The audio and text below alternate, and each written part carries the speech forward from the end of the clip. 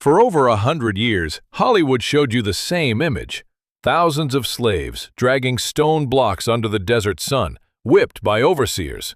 That image is almost certainly wrong.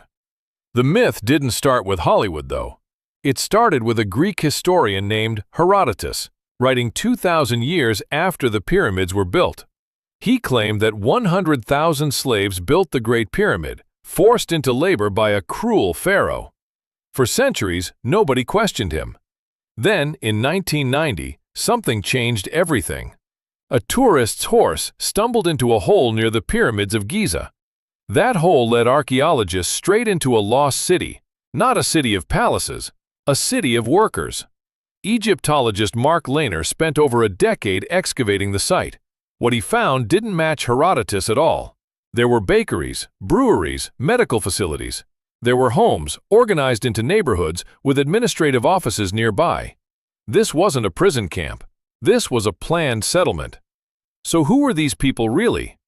Animal bones scattered across the site told an unexpected story. Researchers found enormous quantities of cattle remains, and not just any cattle. This was prime beef, the best meat available in ancient Egypt. Slaves don't typically eat the best meat in the kingdom. Skilled laborers, valued by the state, do. Then came the cemetery. 500 meters from the workers' village, archaeologists uncovered a burial ground. These weren't mass graves. They were individual tombs, with names, titles, and inscriptions. Some workers were even buried in small pyramid-shaped tombs of their own.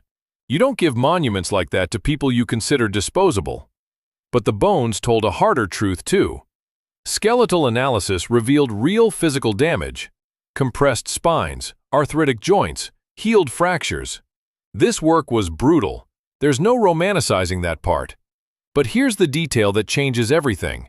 Some of those fractures had healed properly, including at least one surgical amputation, with the patient surviving afterward. That means someone treated these injuries. Someone cared whether these workers lived or died. You don't get medical care like that as a disposable slave. So if they weren't slaves, what were they? Archaeologist Zahi Hawass proposed an answer: a small core of about 5,000 full-time skilled workers and administrators, supported by roughly 15,000 rotating laborers recruited from villages across Egypt. These weren't permanent prisoners. They worked for a few months, then went home. It may have functioned similarly to a labor tax, something closer to obligatory civic duty than slavery. Lehner compared it to something surprisingly familiar: an Amish barn raising. The work was required, but the people weren't necessarily against it.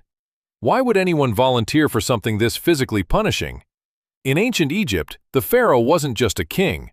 He was considered a living god. Building his tomb wasn't just labor, it was a sacred act. It connected ordinary people to the divine order of the universe itself. There may have been pride in that, even identity. This doesn't mean the system was gentle or fair or something we should romanticize. Coercion, taxation, and brutal physical labor were all very real. But slavery, as Hollywood imagined it, doesn't match the evidence at all. So why did the slave myth survive for 2,000 years? Partly because Herodotus wrote it down, and ancient sources rarely got corrected. Partly because slavery made a simpler story: good people, evil pharaoh. And partly because, until 1990, almost nobody had looked underground for proof. Archaeology forced an old, comfortable story to compete with physical evidence, and the evidence won. This raises a bigger question worth sitting with. How many other obvious facts about ancient history are just very old guesses? History isn't only written by the winners. Sometimes it's written by whoever told the story first and got believed the longest. The pyramids have stood for over 4,000 years, but the people who actually built them were almost erased from memory completely. Not by time, not by sand, by a story that happened to sound dramatic enough to repeat for 2 millennia. The real builders weren't chained to history by force, they were simply buried by a louder narrative, until someone finally dug deep enough to prove otherwise.